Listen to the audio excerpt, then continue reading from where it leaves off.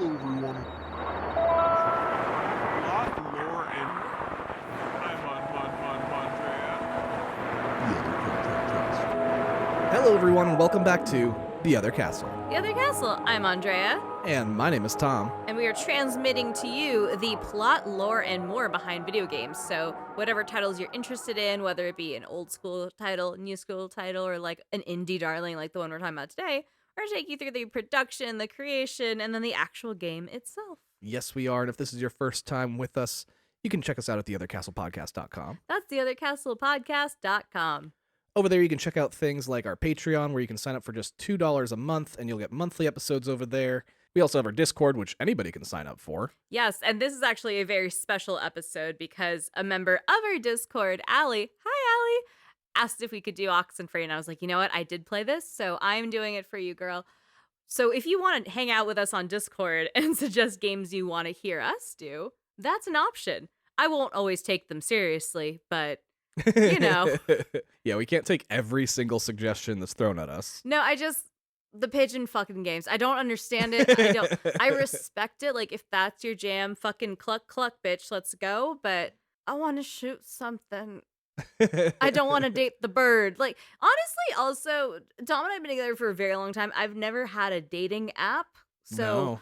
I don't think the gamification of a relationship really hit for me. 'Cause Tom and I started dating before Tinder existed, just to date that. But like by 2 months. But still. Yeah. That shit still counts, though. Yeah. So, yeah, just the gamification of finding a partner or navigating a relationship, like, that's not fun for me.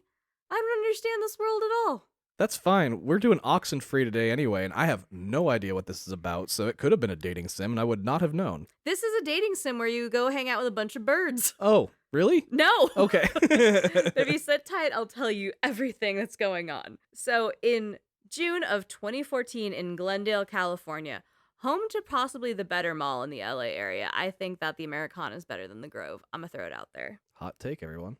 Two cousins met up and started a video game company. Fucking dream, right? Yeah. These cousins are Sean Krinkle and Adam Hines. Both of these boys had experience in video games prior to starting this new company, with Sean working at Universal Interactive, where he worked on some of the later generation Crash Bandicoot properties, and Adam coming from Telltale, where he worked on The Wolf Among Us. That's really cool. I mean, he worked on one of our favorite games of all time then. Oh my god, right? I love The Wolf Among Us so goddamn much. It's so good, and he was a writer on there, and a big part of his whole deal was the dialogue that makes things feel real, which will pay off later in this, I promise. Okay, good. So with their powers combined, the team made up Night School Studios. Now, Night School Studios very quickly ended up using Sean and Adam's impressive resume to sell their first game, so they really were like, hey, homeboy from Telltale writes a new game.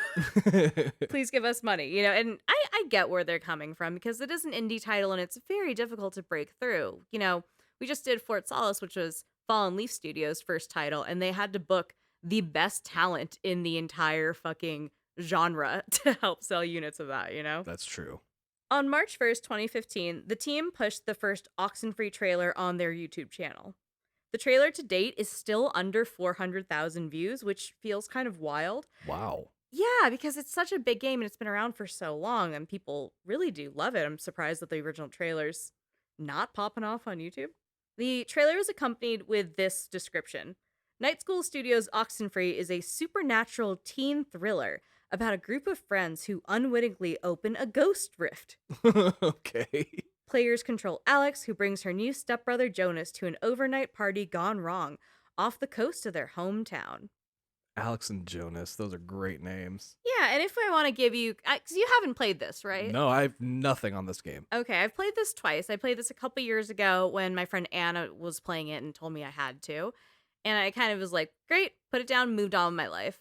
And then I picked it up in the last week or so to run through again to finish it for this episode. So I've read through it twice, and from doing some research, I'm pretty knowledgeable. But coming from the outside, Oxenfree doesn't look like it's about a lot of stuff. So I wanted to give you Night School Studios' perspective on what the game is about and what those core values are, since you probably haven't seen a ton about it in the media. Yeah, I mean, hardly anybody's seen the trailer, so... You are amongst the populace. Yeah. The video also included a note on the studio itself, which read, Night School is an independent studio. We make stories, games, and story games. Established in 2014 by Telltale and Disney alumni, with a penchant for entertainment filled with wonder, danger, and humor. That very much is kind of like a telltale sign of a telltale game. Yeah. Like, that's exactly how I would describe that. That's perfect. So, internally, the team really wanted to recapture some of that, like, telltale artistry, like you said, with what they've called a Spielberg-esque 80s era, like, nostalgia for the world. Oh, 80s is so popular. Yeah. They also, the team has gone on saying that they did the 80s nostalgia thing before Stranger Things. Like, they've made it a very big point to combat that energy right there. I mean, it's not like Stranger Things invented the idea of setting things in the 80s. I thought they invented the 80s. I was born in the 90s, so I wasn't around. I can't tell you. But that's kind of the energy we're looking for through this. So when we're talking about the game, we're talking about a lot of showing off character work. And in addition to that, Adam from Telltale was able to reunite with video game performer Aaron Yvette, who was Snow in The Wolf Among Us, to helm the role of Alex in Oxenfree. Wonderful. That's great. So we're getting a Telltale Queen alum doing kind of an open dialogue character study. It's also just a sign that these are people that are good to work with if people are willing to work with them more than once. That's a fact. And I think that's an underrated quality in performers and creators of saying, oh, if you guys can continue to work together even outside of contracts with studios and things like that, that means you trust each other. Yeah, entirely. I love to see it. Now, the game itself really centers around Alex, who the team modeled a bit after the main girl, Lindsay from Freaks and Geeks. Okay. Now, if you're reasonably too young to have seen it, I think I'm too young to have seen it to be real. She's an awkward teen who's leaving her childhood behind to figure out who she is, which I guess if you're Gen Z, that's Ladybird. I didn't like Ladybird. One big feature of this game is that Night School really wanted to avoid falling into being just a cutscene chaser. A major aspect they wanted to bring through for the characters is to be able to have a conversation while moving around the environment rather than like walking and standing here and being stuck just not moving while I talk. That sucks. They didn't want that. It's a walk and talk simulator? Yes, and it's fucking great. Okay.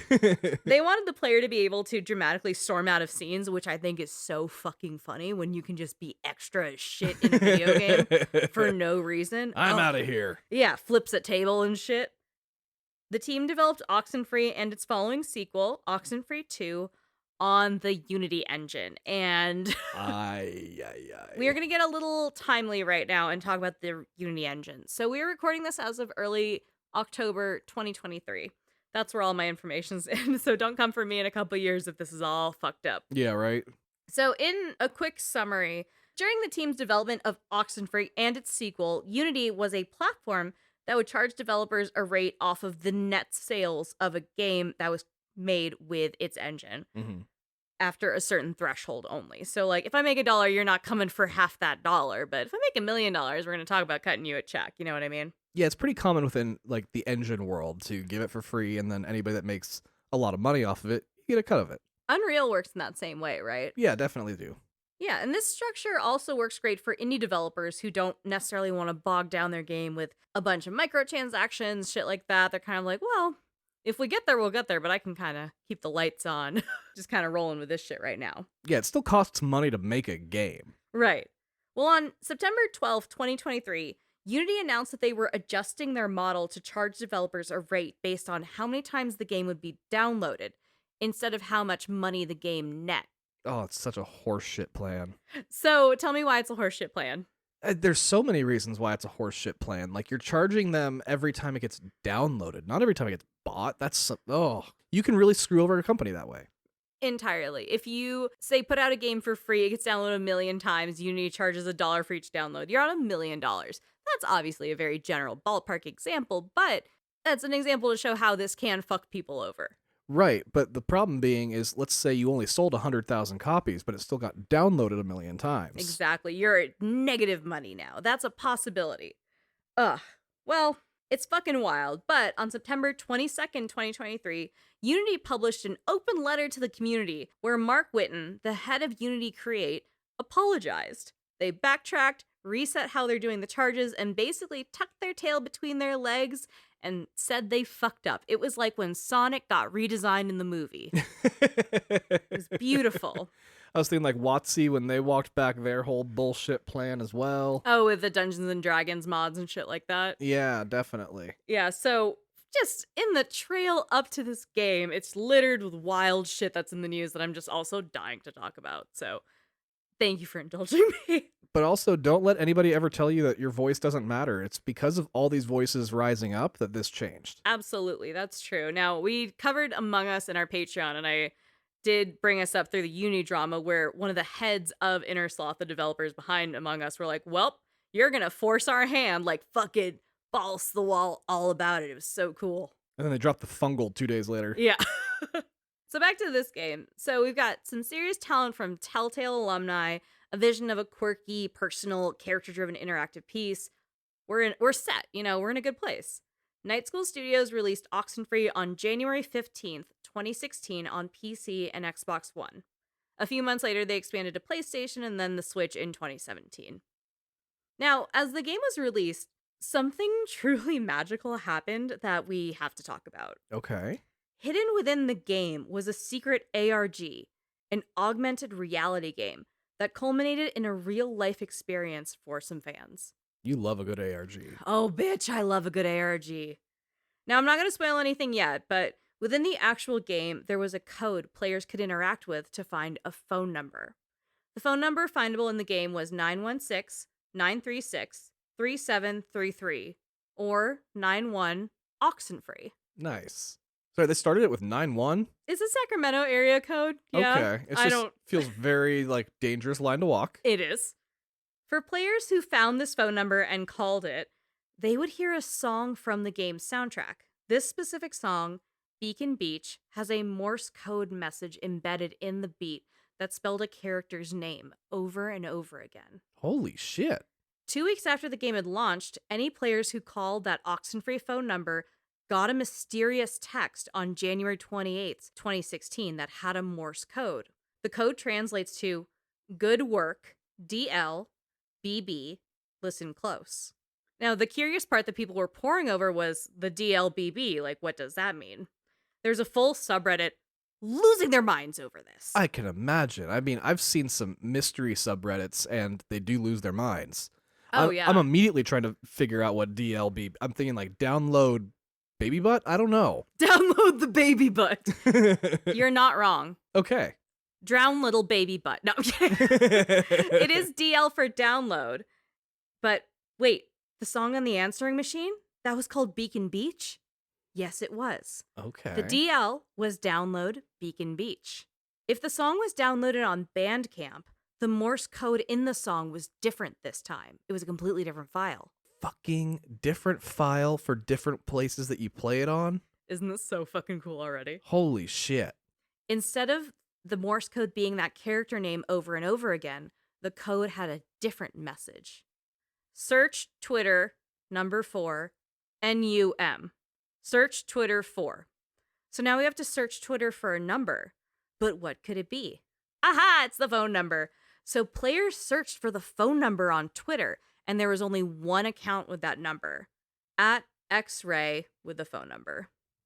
Right now, that account has about 1.4 thousand followers.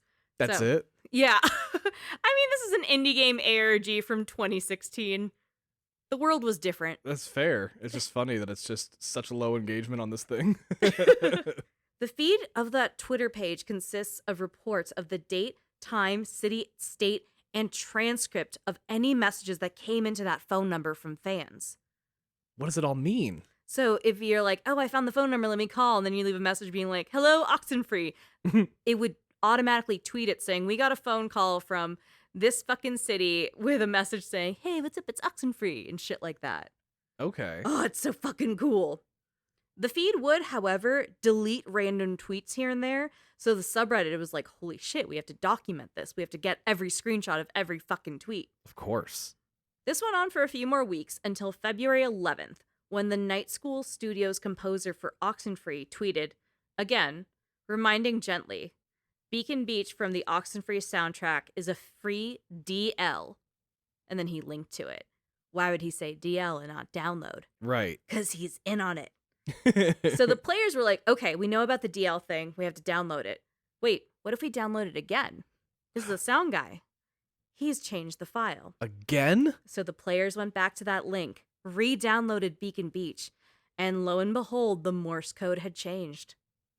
On this new version of the song, once downloaded, the code, that Morse code that had different Morse code throughout the song this time, it had 2 messages. The messages were, deletes not needed.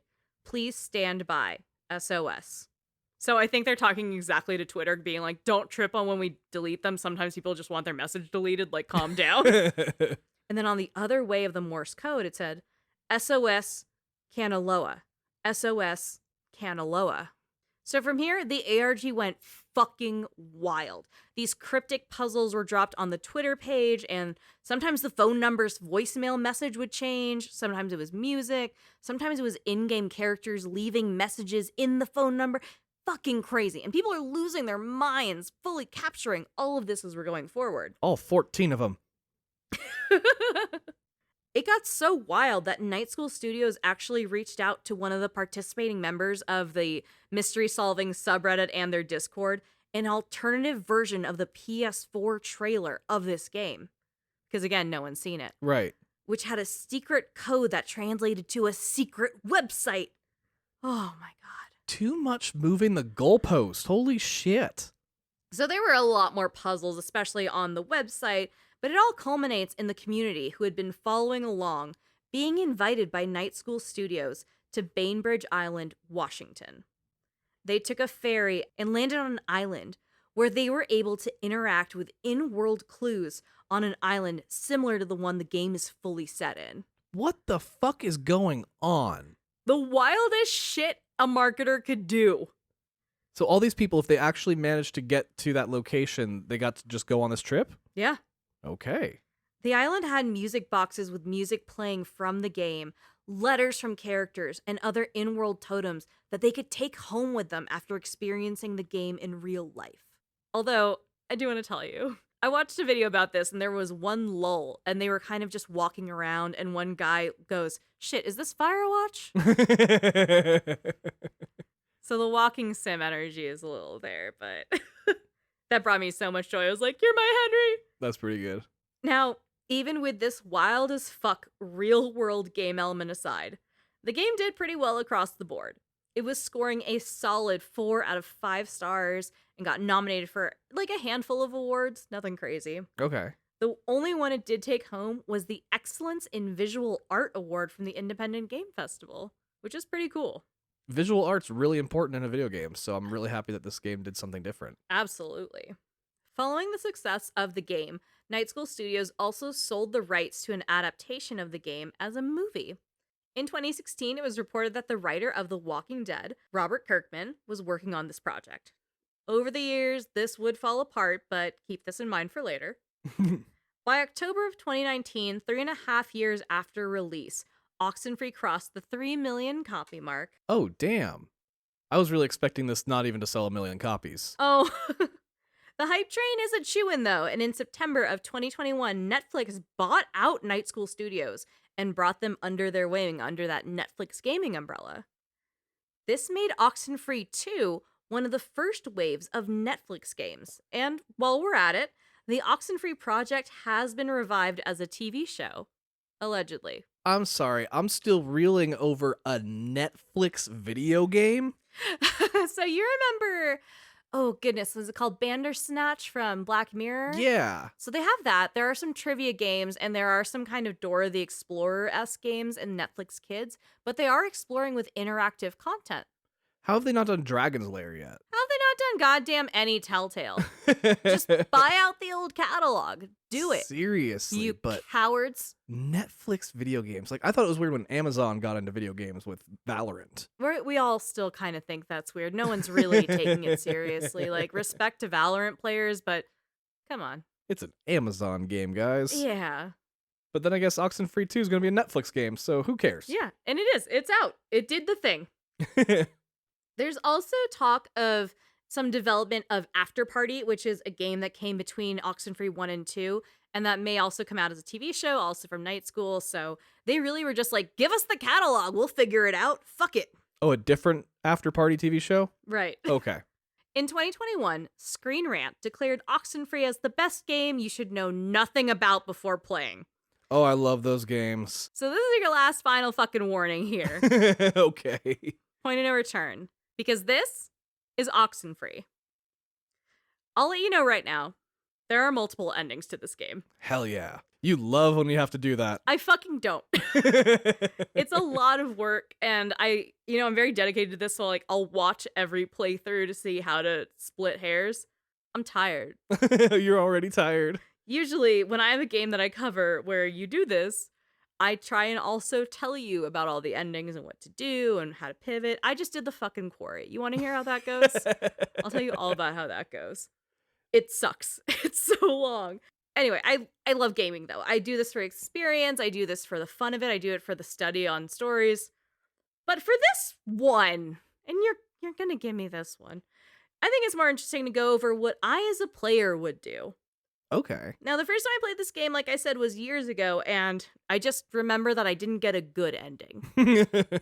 But it's been years. I barely remember the game. I was like, radio's on an island. Got it. But I forgot that this is also considered a horror game. Oh, is it? I was going to ask, too, how many endings are there? A handful. It's more of like a configuration. It's certainly not up there with the quarry. Okay. Where each character has 9 to 10 deaths, but there's a sprawl, and I think I got the worst one. You really went for a theme this season, didn't you? No, I didn't. I didn't mean to. I just promised Allie I would do this, and I don't want to be rude. And I also didn't try to get a bad ending, to be very clear. I was reacting how I would react, and I'm kind of a butthole, so I apologize, but you know what? I played with flair. I left it all on the field, and at the end, it was just a game, so it's okay. So that's how I want to emotionally prepare us going into this. Your mom did congratulate you just this week for not getting in a fight at Costco. I have a reputation To uphold. in this town. So aesthetically, when we look at Oxenfree and not me fighting someone in a Costco, this has a dreamlike softness to the world. Colors and movement are gentle and delicate in a way. Okay, so this is going to be the pretty game half of the season. Yeah. All right. The game opens with a foggy scene of a boat and some teens talking about an island. They're talking about Edwards Island. It's 8 p.m. and we take control of Alex. She's 17, she has cool blue hair, and she's on this lonely ferry with 2 friends. The chatty and sweet Ren, who likes to smoke weed and chill. He's pretty awesome. I like red. And someone she just met today, actually. Jonas. Jonas is Alex's stepbrother, and they are literally just now meeting for the first time. Oh, damn.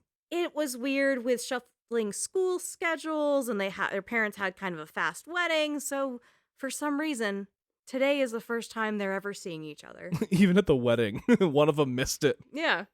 These teens chat a bit as the ferry comes up to Edwards Island, a former mining island, then termed former military base, then turned into a tourist trap that has since kind of run down.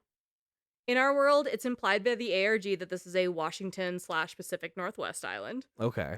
Within the conversation, Alex can react to other people in different ways, or even decide she's over a conversation and can just fuck off. And instead of having a silent option where the other characters nod, they're like, okay, whatever. These characters go, oh, you ain't got shit to say to me? You're just gonna walk away, bitch? They will heckle you. I love when a game does that. When a game will heckle you? Yeah, I think Cyberpunk does that too. If you just walk away while somebody's talking, they're like, okay, I guess I'm done. One of my favorite ones in Red Dead 2, where as Arthur, you go to camp, and you talk to Dutch. He'll ask you a question, and as Arthur, you wander away. Dutch just screams from across the camp over all the tents, well, fuck you too, then!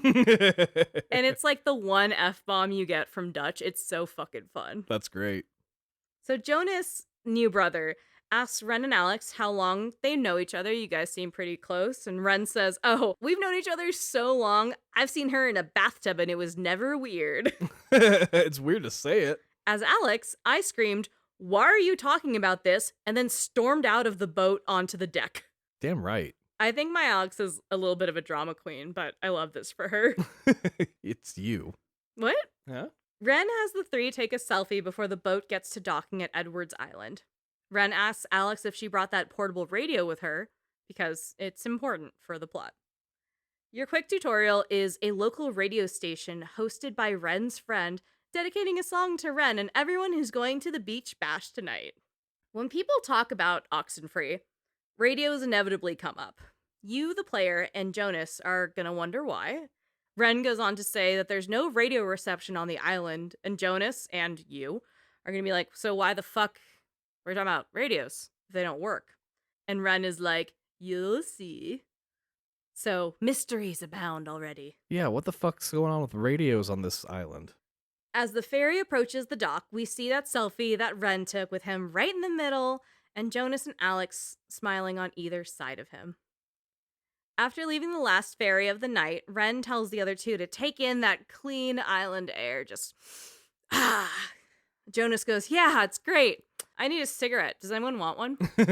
And when you're 17, cigarettes are fucking currency. Yeah. Holy shit. And I think the age now for tobacco is 21 in the States. Which is wild to me. I'm amazed that passed, to be real. Couldn't believe it. As a teenage cigarette smoker, I was like, this is like a holy grail to pretend I'm 18 to buy fucking cigarettes. Now it's like, I have to pretend I'm like paying taxes and already dropped out of college and shit. What the fuck?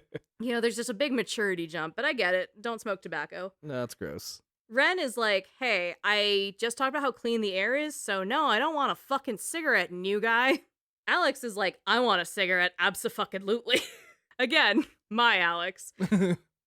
So she goes up, has a cigarette with Jonas, puffs, and immediately crumbles into a coughing fit. Oh, so she doesn't even smoke. No, she just wanted to look cool in front of her new brother-in-law. Oh. Ren leads Jonas and Alex through the landing area of the island. Right when you get there, there's a small town with some tourist traps, but they're all closed. He says that the place has become a ghost town, and there's only one resident on the island, an old lady named Mrs. Adler. Mrs. Adler? It is not Sadie Adler. Are you sure about that? Yeah. Okay. But also, why is there only one resident? That's so creepy. Her family owned the island, so she was like, yeah, I'll just fucking live here. No one else can. I hate neighbors. I mean, I get that. Oh, you're like, I fully understand Mrs. Adler on her shit. All right, that's a weird stance to take so early in the game. No, hating the neighbors. Oh, fair. Ren goes on to say that it's a long local tradition for high school kids to come out to the island to party, and he intends on holding up that tradition. He reiterates the island is completely empty, so they don't have to worry about the old lady or fucking anyone else. There's no security. It's just teens here to party their stupid fucking faces off, as is their right as underage kids. And also, aside from the partying, just one more thing. I do want to check out the weirdo caves. The weirdo caves. Ren explains to Jonas here that if you pick up a radio into the mouth of the cave, sometimes you can pick up signals from radio stations that don't exist. Don't exist. Yep. Like aliens. Aliens! Alex is like, it's probably echoes from the rock, you know, like fucking up the waves or some shit. And Ren and Tom clearly go, it's aliens. Yeah, it's obviously aliens. So you're just fully Ren. Like, you have associated with the one character that's a chill guy that smokes a lot of weed, and you're like, this guy's onto some shit. Yeah. Remember that. I think Ren probably looks like the aliens guy from the fucking meme. I'm not gonna fight you. God damn it. But as a teen. Anyway, Alex is like, it's not goddamn aliens, but whatever. All three of them hop a fence and they get down towards the beach where the other drunk, horny teens should be. As they get closer, Ren subtly tells Alex and Jonas to be cool, but he's also not being cool about telling them to be cool. He's really just like, be fucking cool. Because there's a girl that he has a crush on, and she's going to be there. Her name is Nona. She's super fucking cool. Also, Nona brought Clarissa, and Alex is like, fucking Clarissa. She's such a know-it-all. So we get up there, and we meet the girl Ren has a crush on, Nona, and a girl that has, well, a complicated relationship with Alex. Now, Nona is like this sweet, cozy core girly, you know, she's probably Animal Crossing, Nintendo Switch, one of those clacky keyboards kind of energy. I got it. And Clarissa has a fuck-ass bob and just seems cunty. Upon hearing that Jonas is Alex's new stepbrother, complicated Clarissa is upset. She is like angry, smoking a cigarette, and interrupts everyone and is like, okay, whatever, I guess this is fucking happening. Alex brushes it off and she's like, okay, well, where is everyone? This is a fucking rager, right? There's 5 people here. And the whole group is like, yeah, there's 5 people here and you guys took the last ferry, so no one else is coming tonight. Oh no. And we are trapped here until the first ferry together. So they're stuck here until dawn. Shut up. Yeah, it's awkward. It comes out that Clarissa is only here because of Nona anyway. Oh, damn it. Ren invited Nona out, and Nona was like, I want to go, but I'm not going to go alone. That's crazy. I'm not going to go to a beach overnight with a strange boy. Clarissa, you have to come with me. So Clarissa's only there because of Nona. Nona's only there because of Ren. And then Ren was like, well, shit, if she's bringing a friend, I can't be weird and show up by myself. So Ren invited Alex. And Alex was like, hey, can my new brother come? We have to bond. I have to bring my little brother. Jonas is watching all of this happen. And he's like, so are you guys not friends? You guys aren't even friends and you're doing this together? And Clarissa says, no, I'm friends with Nona. And that's it. Alex refuses to acknowledge her because Alex is too good for this petty, dumb shit. Fully. Jonas is like, ah, great. You all hate each other, except 2 of you want to make out, and now it's all of our problems. I hate this. I am just meeting all of you. This kind of sucks. Horny teens ruin the mood again. Again. They at least have a bonfire on the beach, and Clarissa gives us the news that old lady Mrs. Adler apparently died 3 days ago. Alex demands that they start binge drinking immediately, and then stands up and throws rocks at the sky for most of the scene. You love Alex. I do. I love my Alex. Regular Alex can sit in the group and participate. Mine says we should all binge drink and then goes over and throws rocks at the sky. Goblin-ass manic Alex. Not all of the playthroughs represent this category of Alex, so I feel compelled to speak on behalf of the goblin community. You were here to represent. Yeah, representation matters and the goblin community needs it. Ren suggests a round of truth or slap, which is played exactly how it sounds. Truth or slap? Yeah, do you want to play really quick? Never. Never? All right. Truth. Well, you say a truth, and if I can prove that you're lying, I get to slap you. Yeah, nope, not playing that one. No? Fair enough. Don't play this with your friends. Clarissa goes, great. I'll go first. Hey, Ren, do you want to go out with Nona? Oh my God. Just open with the big guns. He stutters his way through this, and he's like, I mean, I think she's cool, but I respect her, and I don't want to get slapped right now. So can we do another one? And then Ren looks at Alex, his friend, his ally in this situation, the only person he trusts here, and he goes, hey, Alex, marry, fuck, kill, me, Nona, Clarissa. That's not an underhand pitch to your friend, you know? No, especially when, like, we haven't really established everybody's sexualities necessarily. True, and we haven't established everyone's relationships. Like, Alex really hasn't spent a lot of time with Nona. We don't know what her deal is. Right. I went with marry Nona, though, because I do like a quiet, cozy babe. Like, she's giving some golden retriever energy. Okay. I said fuck Ren because we know each other really well, so, like, less weird, you know? With friends, you can kind of roll off and be like, yeah. Yeah, toss a dog a bone. Ew. And obviously, I would strangle Clarissa in her sleep if I ever got the chance. Hell, she can be awake even. And then Alex goes, she got what was coming. Because my Alex is like violence. This game goes on, and then Clarissa finds ways to just be cunty to Alex. And when she comes to her turn, she has this long roundabout way of asking Alex why her parents got divorced. Holy shit. Which is so fucked. Alex is impatient and isn't here to play a game like with this kind of weird mind shit when everyone else is going, oh, you want to kiss? Right. Tells Clarissa, well, you know, it's because my brother Michael died and they couldn't handle it. It fucked up their marriage. Straight up. Clarissa turns to Jonas, Alex's new stepbrother, and tells him, you heard it. If you don't die, everything will be fine. Oh my God. Do we hate her? So much. We hate her so much. Fuck Clarissa. Holy shit, Clarissa. Keep your mouth fucking shut. I hope she told some lies, because this girl needs to get slapped. Like, regardless of the game, we could be playing Monopoly. I want to slap this bitch. Yeah.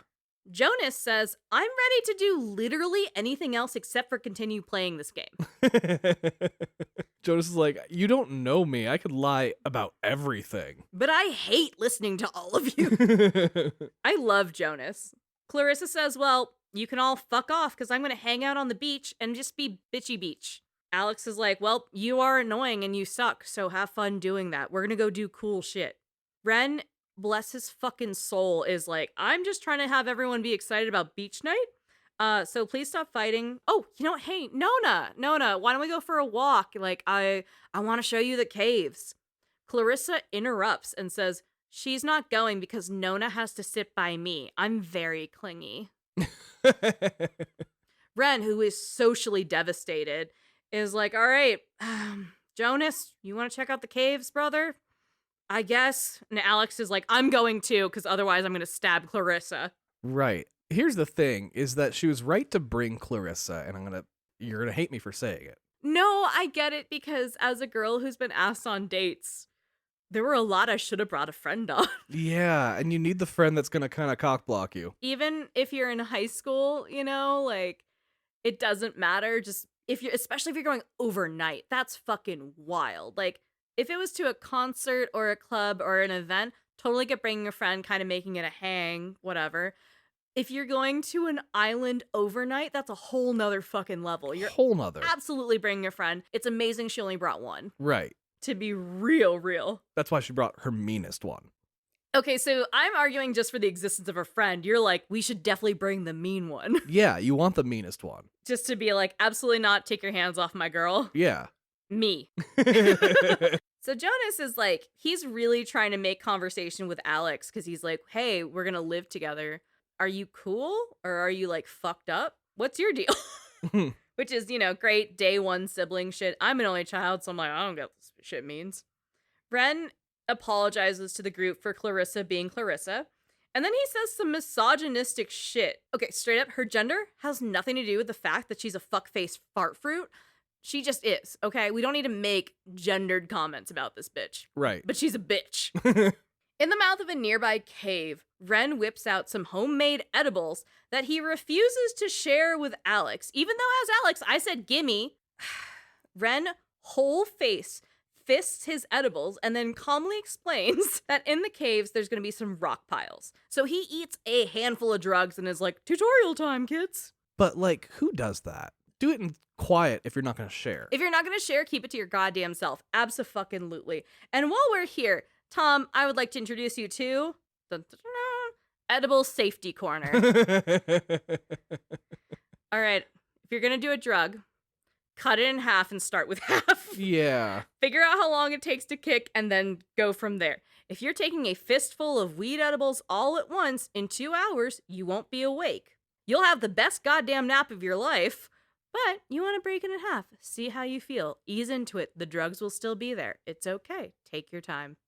You'll end up like Ness and his friends in Earthbound when they took too many drugs. Just in a vibe. Yeah, they just took a nap.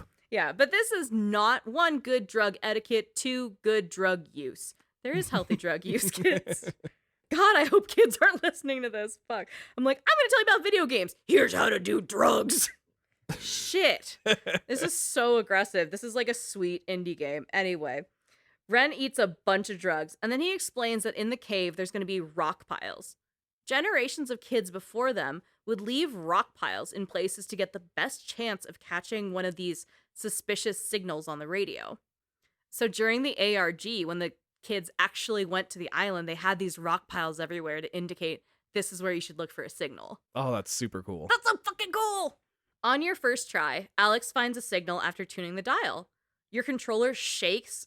I played it on PS5, so won't apply to PC. But the controller shakes, and as the radio plays, the strange tones from a mysterious source, a light deep in the cave illuminates. The sound is almost like a static moment. You kind of just get like a whistle as you get to the right place. But there are some visual clues, like on the radio dial, it'll glow red a little bit and get a little stronger in color, but it's nothing too crazy yet. They do this again near another rock pile, and Jonas is like, holy shit, this is fucking wild. Hey, should we go tell Nona and Clarissa, like, this is really cool? Even if you guys fucking hate each other, this is just a cool experience. Also, why do you guys all fucking hate each other? This feels deeper than high school bullshit.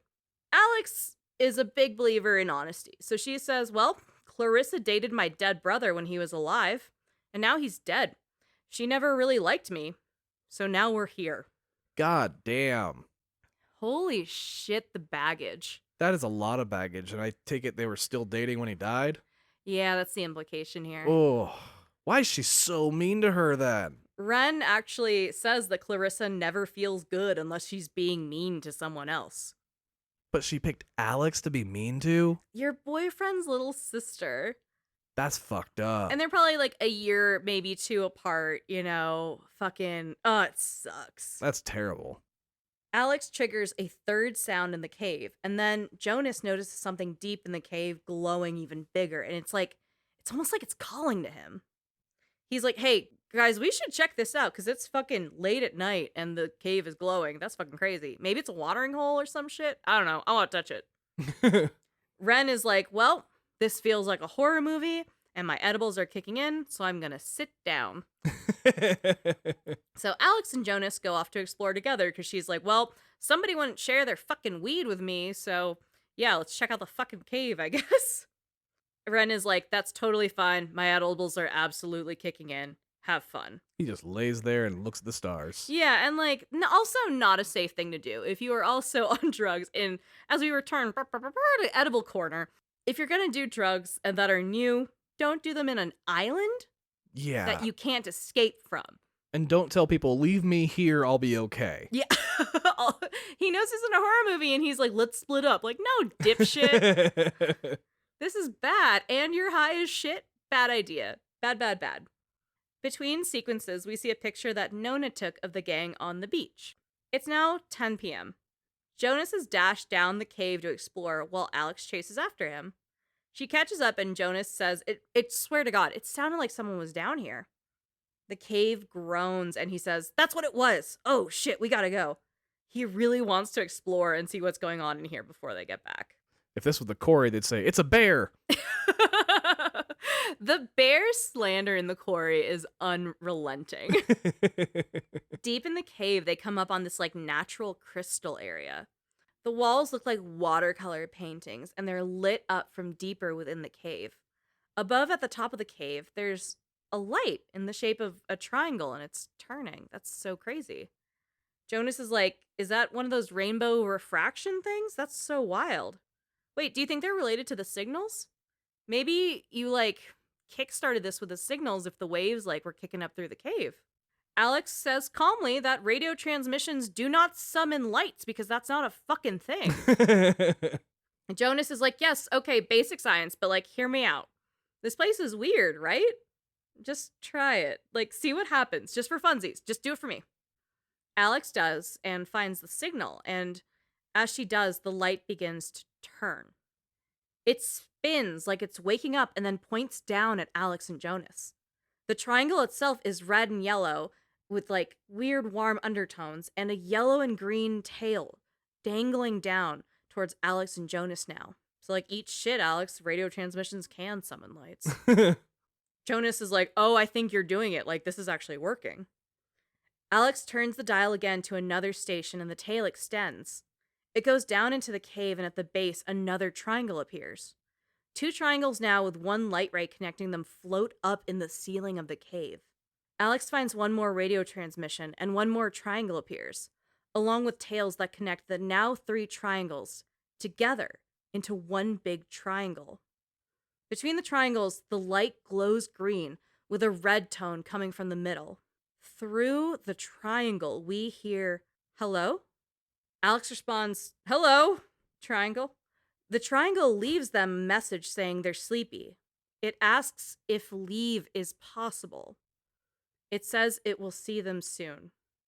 Now, I want to talk to you about how the radio talks to you. Please. The voices you hear are patchwork.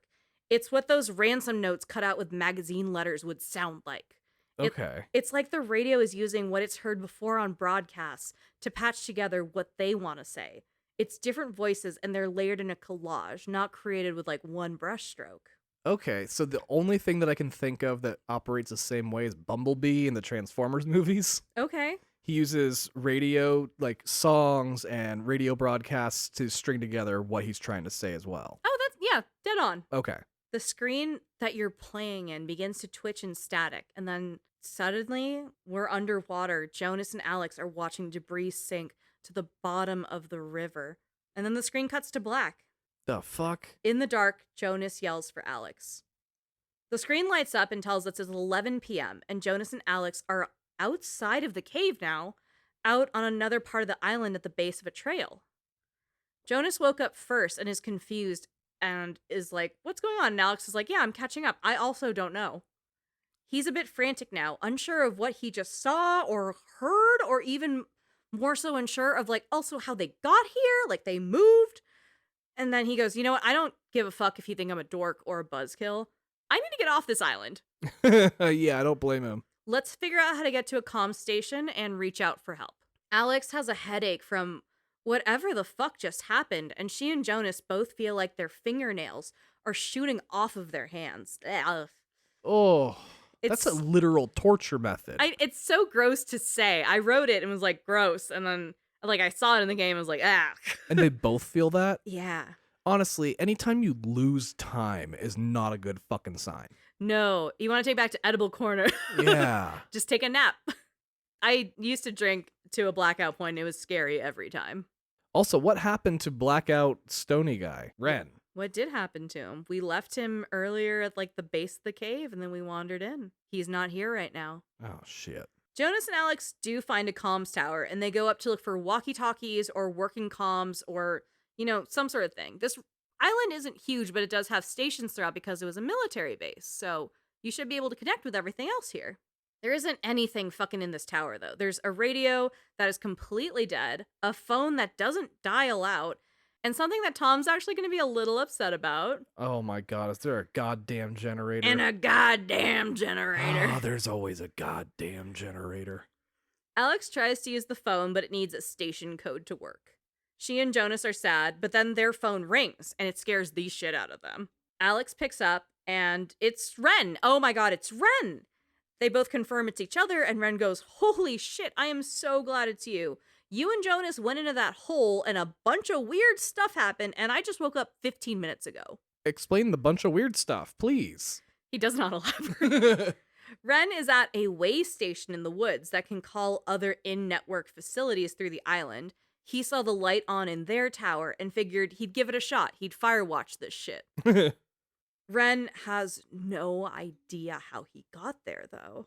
The other line rings out, and as Alex, I was like, you know what? It's probably Clarissa, and I hate her. So I never answered when she called. I stayed on the phone with Ren the entire time. Ren tells Alex to heed these words. Whatever you do, don't. And then the line cuts out. Of course it does. Because Ren is Jamie Kennedy in the Scream movies and kind of knows he's in a horror movie. Fully aware. Jonas and Alex strategize, and then in-game, we get the prompt to save Ren on our map, which is darling. To get this to work, they have to kill the electric fence that's kind of keeping the island separated by turning off the generator. Well, at least we get to turn it off. This one's for you, Tom. Jonas and Alex take off towards the station Ren was hiding in, and it's now about midnight. Jonas is nervous about this whole thing. He's not an outdoorsy kid. He's not a forest kid. He's not a hiker. He's an indoor cat, and now he's trapped on an island. On their journey, Alex points out the smallest cemetery in the Pacific Northwest, all the way back from the 1800s. Next to the littlest cemetery, we run into our first anomaly. This is a pile of rocks, so in the outer lands without a cave, we can catch a signal that someone has caught before. Little pile of rocks, that means something crazy's going on. This one that we see here has something to do with the abbot and a guideline book for monks, but these are collectibles and these were related to the ARG, so collecting these were how people found the phone number in the first place. Oh, okay.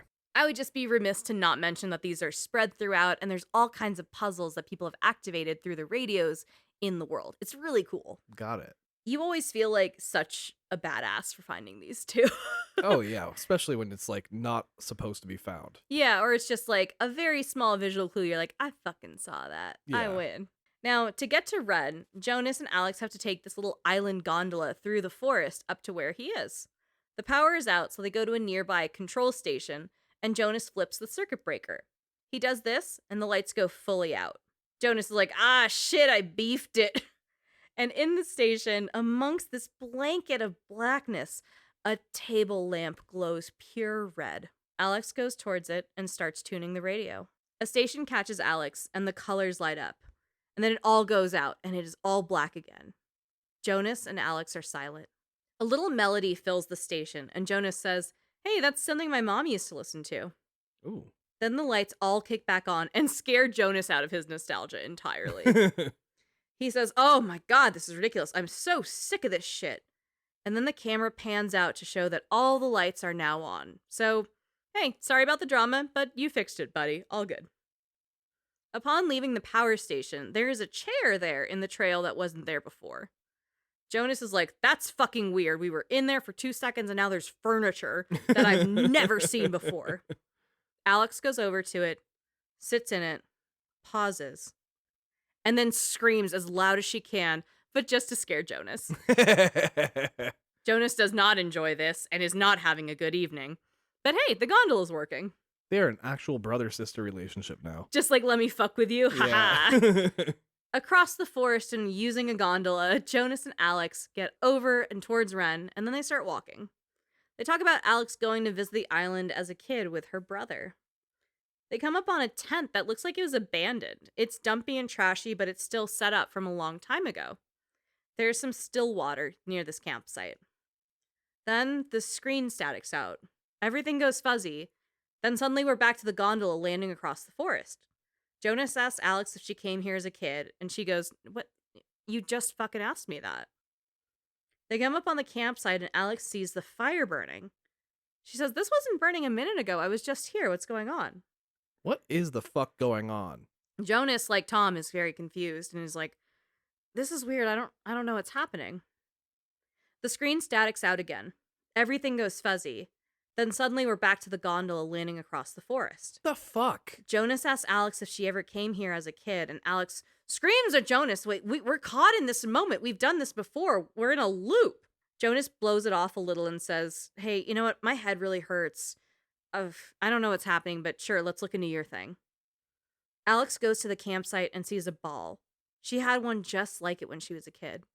She kicks it, and it rolls back. Jonas has a moment where he's like, wait, that's really strange. You kicked it, it stopped, and then it got kicked back to you, but no one's there? Alex kicks the ball, and it appears to go and reverse right back at her. Then, through the whispers of the trees, we hear radio static. Then the words, fetch, fetch, come through the night. Alex kicks the ball, and it rolls through. She's like, this is fucking weird. And then the ball snaps out of existence. The flying fuck is going on? Jonas tells Alex, I think we're dealing with ghosts. Something. I mean, I don't think it's ghosts, but this is fucking weird. You're like, it might not be a ghost, though. As he starts to explain, hey, it's ghosts, the screen statics out again. Everything goes fuzzy. Then suddenly we're back to the gondola landing across the forest. With each refresh, the screen looks more and more distorted, with some of the static lingering through the scene again. Jonas is not here anymore, and some of the static remains around the screen are actually gone. As Alex moves forward, her reflection in that still water next to the campsite glistens in the night. As Alex keeps walking, her reflection stops. Alex notices she's a few steps ahead of her reflection and looks back at herself. Underwater and upside down, Reflection Alex shows some prompts to Real World Alex. Real World Alex picks a message of herself saying to tell Michael to break up with Clarissa. Alex tells her reflection, Michael is dead. What in the fuck is happening? This is just... There's some time travel shit going on. The screen statics out again. Everything goes fuzzy. Then suddenly we're back to the gondola landing across the forest. Son of a bitch. Jonas is there and tells Alex, we've done this before. Alex is screaming, but I kicked the ball! Alex runs down to the campsite, and now there's a hand crank radio magnetophone thing. Alex gives it a crank, and then there's a flash, and the world looks less distorted now. Jonas has a headache, but he's like, hey, maybe that tape player you just played fixed the loop. His hypothesis is correct here, and Alex and Jonas finally move forward. See, I thought it was kind of ambiguous whether Jonas was going through the time loop as well, but he clearly was. Yeah, and Alex is like, hey, by the way, do you believe ghosts are real? Jonas is like, I don't know, but based on that, maybe they could be real. What do you think, Alex? What do you think the ghosts want? Alex says, vengeance. This is my Alex, bitch. Deep in the forest, Jonas and Alex come up on Nona. Nona is curled up in the fetal position in a ball in the middle of a trail in the middle of the night. She's alone, she looks cold, and she looks at them and she starts stuttering. Don't come near me. This night has turned banana bread really fast, and I'm seeing things and forgetting things, and I've bumped into you once already, and it was horrible. Also, you're saying things like tonight turned banana bread. That was in one of the trailers, and it made me laugh so much. Alex gets closer and closer to Nona to find out what happened, and Nona gets furious and scared and just gets up and runs off deep into the woods. This pisses off Jonah, who's like, oh my god, give her space. Now she's out there and she could hurt herself. You shouldn't have rolled up on her so fast. Alex goes, well, if she ran that fast from us, imagine how fast she'll run away from actual danger. I fucking love Alex. You love Alex because you made her you. I made her cool as fuck. They get up to the way station that Ren was hiding out in, and Jonas is like, oh shit, I see it. Wait, why would this weird as fuck island even need a way station? What are they fucking weighing? Alex explains that before this was a military base, it was actually a mining island. Oh, okay. There are just all kinds of crazy haunted shit here. Yeah, haunted mines are very common. Right? Especially in, a supermassive game. Oh my god, every supermassive game. Jonas takes a beat and he's like, hey, just as an analysis, do you think I'm smart or dumb? Alex is like, we just met a couple hours ago and now ghosts are real. You seem average. You know what? You're mid. You seem regular. I'm not going to make that claim because we've known each other for 3 hours and 2 have been spent with ghosts. And he's like, okay, that's pretty valid, actually. Okay, cool. Fair assessment. Alex enters the way station and Ren is sitting cross-legged on the floor. He jumps up at Alex and is like, oh, thank God. I thought you were a werewolf. I thought I was in the quarry. They all calm down and Ren is like, okay, so tell me what's going on. Like they fucking know. And then the static screen cuts in and Jonas and Alex are at the base of this hill under the way station. What the shit? We're looping again. In another loop, they start down the trail towards the station and then they see Ren. He's catatonic and he's walking up the trail towards the station. Alex tells Ren, hey, you can have a drug meltdown on your own time, but right now I need you to get your shit together. Ren stops between 2 tape players and turns them both on. Jonas looks on at Ren, who is dead in the eyes and completely unresponsive. With the 2 tape players on, the screen snaps and Ren is gone. Jonas is like, oh shit, where did he go? What the fuck is happening? The radio's killed Ren. Inside the way station, Ren is also gone. He is nowhere to be found right now. The fuck? Alex clocks the broken phone Ren used to call them and is just like, God damn it. Jonas says the phone looks like it was smashed. Just past the way station on the edge of a cliff, here we find Ren now. He's standing, but he's slumped over and he's muttering to himself. Jonas looks at Alex and is like, bitch, you better be careful. Yeah. Alex calls out to Ren, but he isn't looking up or even acknowledging her. There's a dark fog around him, and he keeps muttering to himself. Alex and Jonas approach Ren, and Alex whips out her radio. Once again, she picks up a signal, and a triangle appears. When she lands on the second signal, and the second triangle appears, Ren's body is lifted off the ground.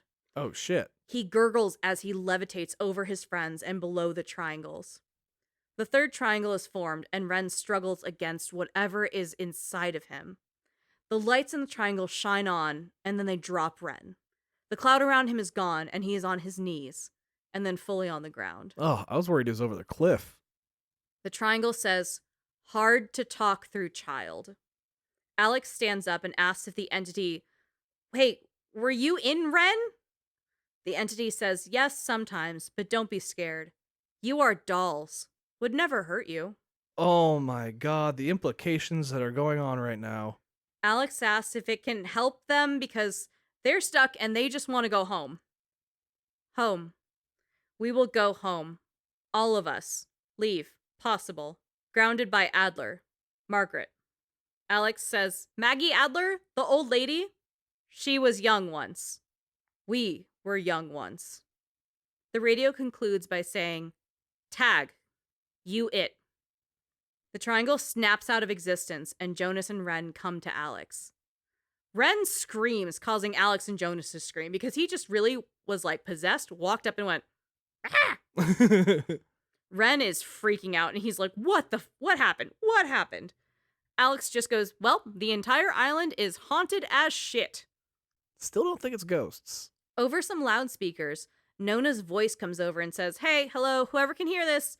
I'm at the comms tower on Edwards Island, and I need help. Please help me. SOS, save our ship. Jonas is like, okay, good for her. She figured out something. Now we know where she is, and she can reach out if she needs something. Ren goes, okay, perfect. Nona's at the tower, and Clarissa's at the other station. And Jonas goes, wait, how do you know where Clarissa is? Ren says he talked to Clarissa on the phone right after he talked to them.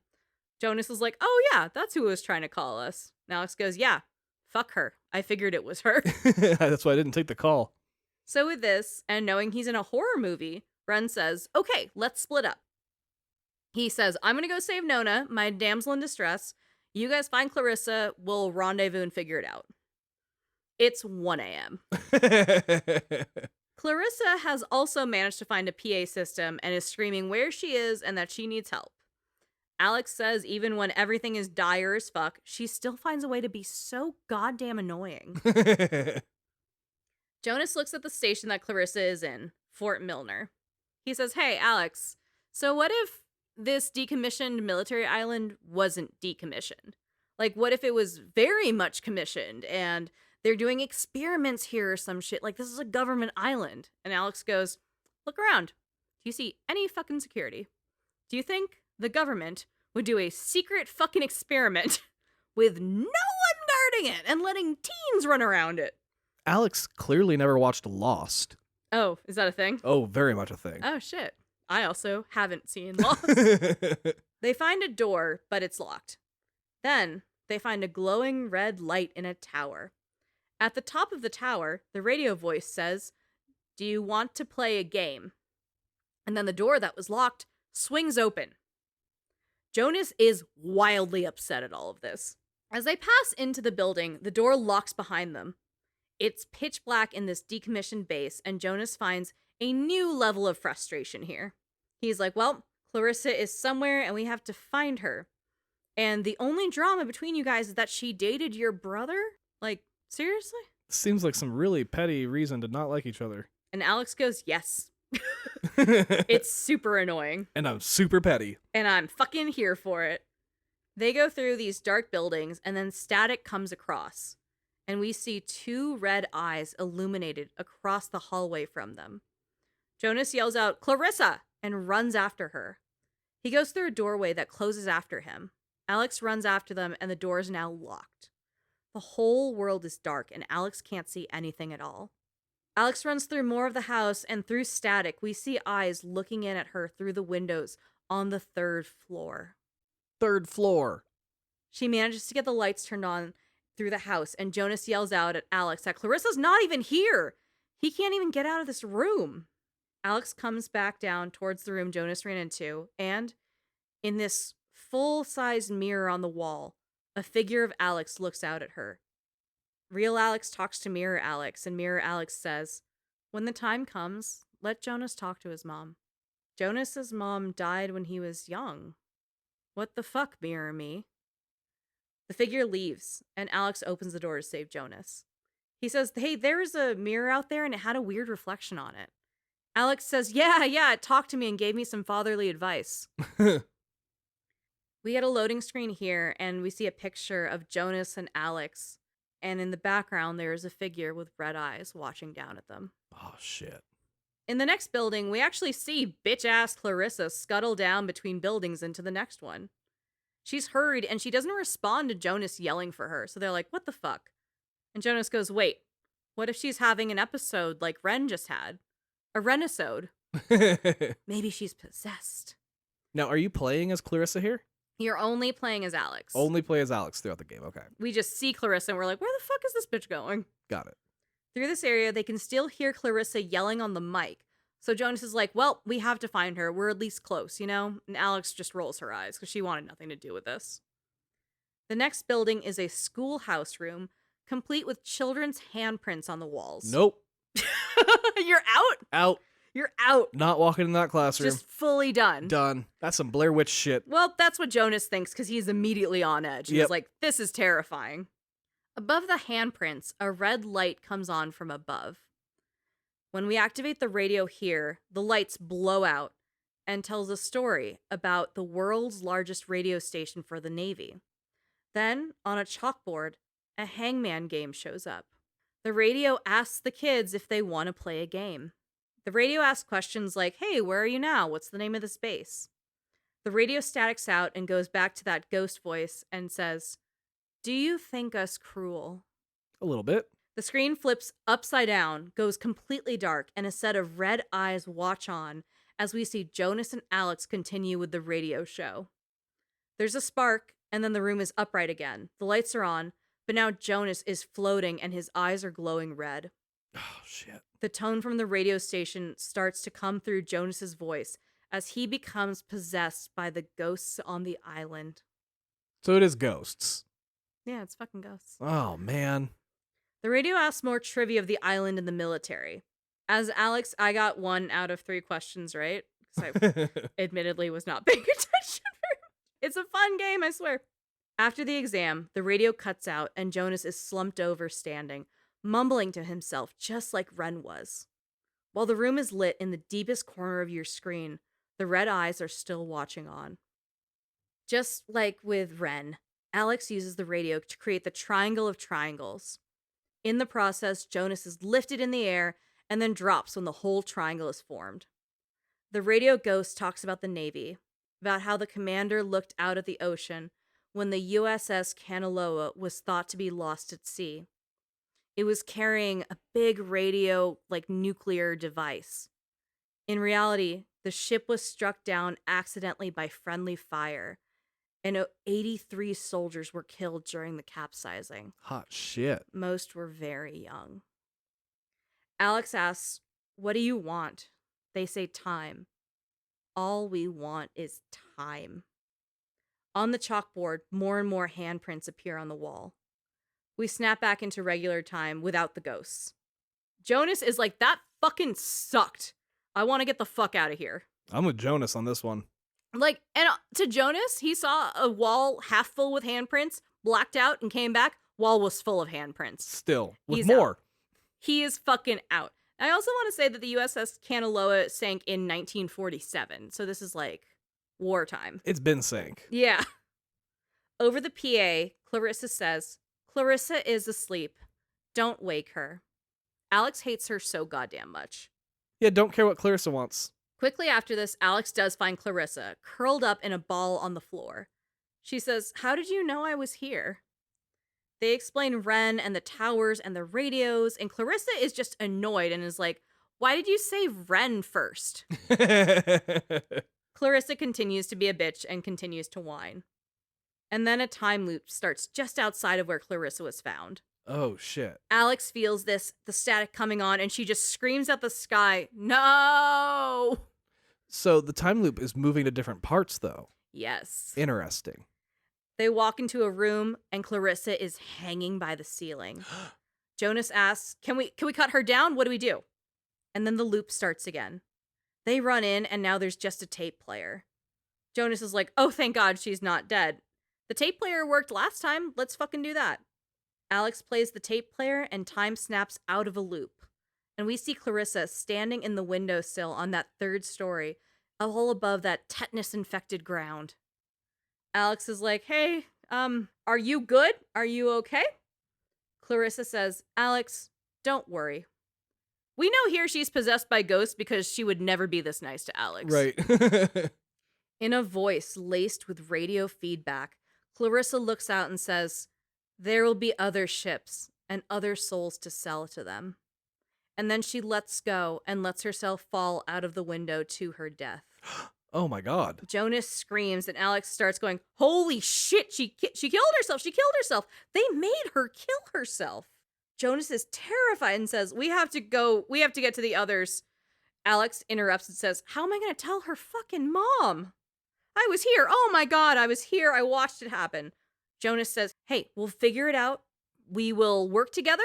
We will let everyone know what happened and we'll get off the fucking island, okay? Let's get off the island. What are you going to fucking say, Jonas? She was possessed by ghosts and they made her jump? It's not the first draft of the plan. Alex and Jonas run down to the bottom of the building, but her body is gone. Gone. Alex is like, how did this bitch do this? And Jonas goes, I don't know. She's goddamn dead, Alex. At this point, it's 2 a.m. They're like, okay, everything is awful. You know what? Let's go to the comms tower. Let's meet back up with Ren. He's probably got Nona there too, and they're probably hunkering down. This just sucks, but we'll figure it out, okay? En route to the comms tower, Ren comes running down saying, hey, are you guys okay? Alex is like, kinda, not really. How's it going with Nona? And Ren is like, well, she gets stressed out, which stresses me out, and then she wants to people please and calm me down, but calming me down stresses her out, and then I get stressed out seeing her get stressed out. It's a vicious cycle. They haven't had any progress in reaching out for help, so that actually really sucks. Ren is like, man, I'm really glad I ate that second brownie, though.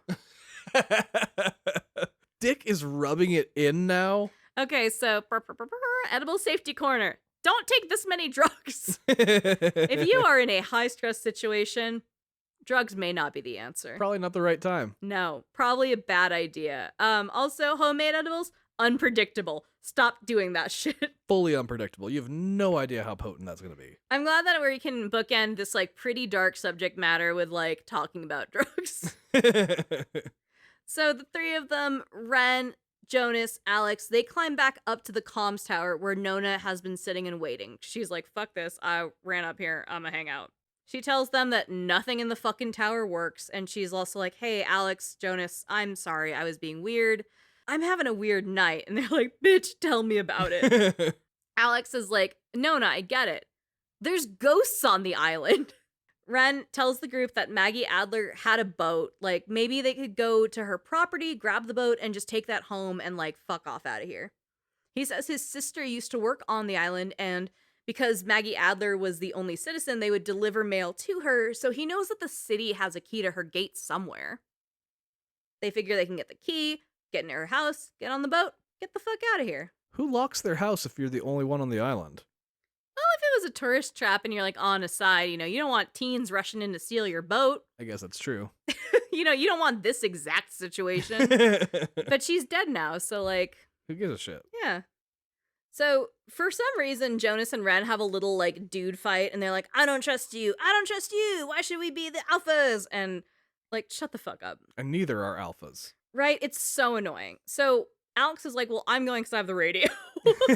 Jonas, you come with me. We should bond as siblings now. For this one, you can pick any of the three to go with you, but I figured I want to bring my new brother, I want to get to know him, and I want to leave Nona and Ren together so they can make out. Hell yeah. I'm a girl's girl, you know? Now that bitch-ass Clarissa's out of the picture. Yeah. Ren is annoyed at this because it was his plan, so he wanted some of the glory, but shut up. I'm going to let you make out with baby girl. Yeah. Nona says, hey, good luck, and then she and Ren hunker down in the comms tower. As Jonas and Alex go out in the night to find the key to get the boat, Jonas is like, hey, by the way, I don't know if you heard, but I did go to juvie.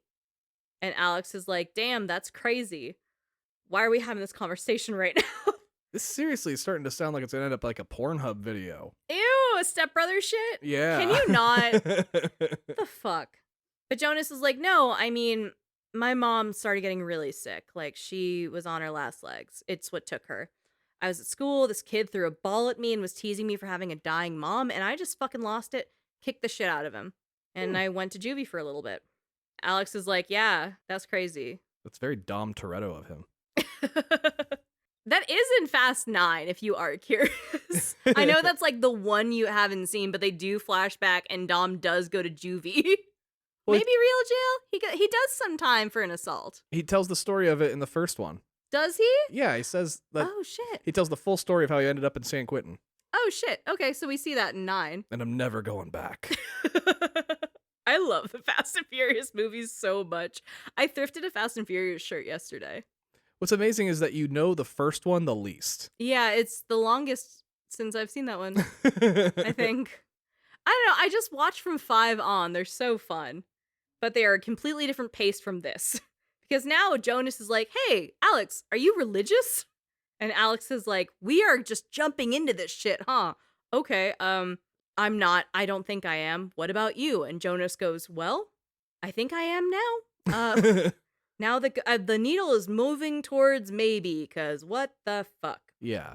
This confession of religion is interrupted when they get down to town and see Clarissa sitting on top of a streetlight, swinging her legs back and forth like she's goddamn Spider-Man. Just all hunky-dory. Alex is like, hey, how are you alive? I saw you swan dive out of a building. Clarissa's eyes glow red, and Jonas goes, oh, god damn it, she's possessed. Alex asks the ghosts inside Clarissa what they want, and Clarissa starts mumbling to herself. They talk to her a bit, but she doesn't answer. She just mumbles. So it's time for Alex to summon the spirits via radio. Before Alex can get to create all the triangles, the screen flickers, and Clarissa begins answering them. Clarissa is possessed, and she says she's full of anger and rage. She says some haunting shit and is like, if it's ghosts, you better sleep with the lights on. And then Clarissa falls off of the light pole. She stands up on the ground and is like, oh my god, I'm fine. See, I was thinking of like a light pole that's like 30 feet in the air. I'm like, okay, so she's still dead. No, okay, she's up. And you're thinking of the right ass shit, like a street lamp, like outside, like, oh, the lights are on, go home kind of shit. She fell that far still? Yeah. And she just like got up like, damn it. She got up annoyed and was like, ugh. Alex and Jonas are like, do you remember what just happened?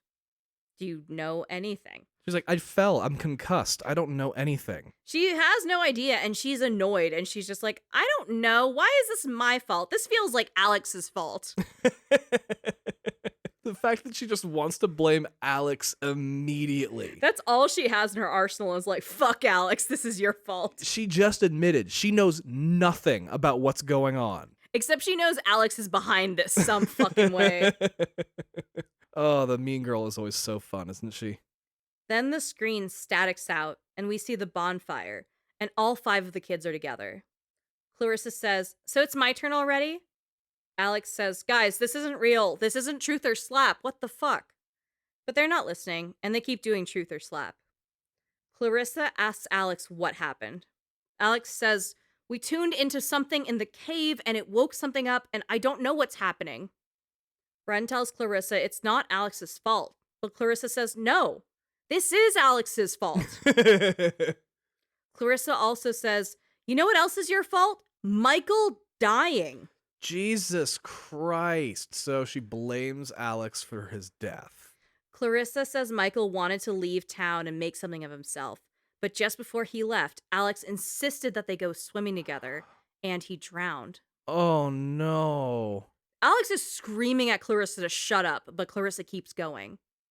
That there was no reason Alex should have taken him swimming, and the only reason that Michael is dead is because of Alex. Jonas says, hey, calm down, stop, we just need to get the key and we need to go home. You guys can scream at each other later. Please, for the love of God, let me get on the boat. Clarissa's eyes switch to red, and she says no. The screen statics again, then it's just Jonas and Alex again at the edge of the town area. Jonas is like, what the fuck? Clarissa was just here. Alex goes, well, we looped again, so who knows where she is. Here's the thing, is these loops don't even seem to be going to the exact same, like, universe. Yeah, they're definitely different situations that you can see in all of these loops. Yeah, they feel like alternate timelines almost. Where they're blending together almost. Yeah. Jonas and Alex go through the town and they find another small pocket radio, but it has a way larger range of stations to pick up. It belonged to Maggie Adler, which is weird. But actually not so weird because Maggie Adler used these kind of radios to tune into gates and doors on the island and turn them on. So actually the radio is our key. Jonas also finds a letter from Maggie Adler saying that there are secrets on the island that others have been trying to cover up. She says she's left clues in a scavenger hunt around the island leading up to the truth about what's going on. Why don't you just write out what the truth is, bitch? She did, and then she made it a scavenger hunt. And then made it whimsical. Yeah. It also says she is ashamed of the lies she helped preserve. What the fuck, Maggie Adler? Maggie, what's some shit that you're up to? So this ends up being another collectible, the Adler letters. Okay. Some are just like her thoughts being like, it's nice out, this shit cool. But some do shed light on what's going on in the island. Okay. Deep in the night, as they keep going, Jonas stops Alex and is like, hey, why are you wearing that jacket? It's 75 degrees and the sun is out. Alex turns to him in pitch darkness and says, the sun is not out. But then the screen statics and it's 1 p.m. last year. A year earlier? It's Alex, Clarissa, and Michael. Oh, no. And they're exploring the island together. This isn't a flashback, though. Alex is lost in a loop she's never seen before. Alex asks Michael if he's a ghost, and he laughs it off.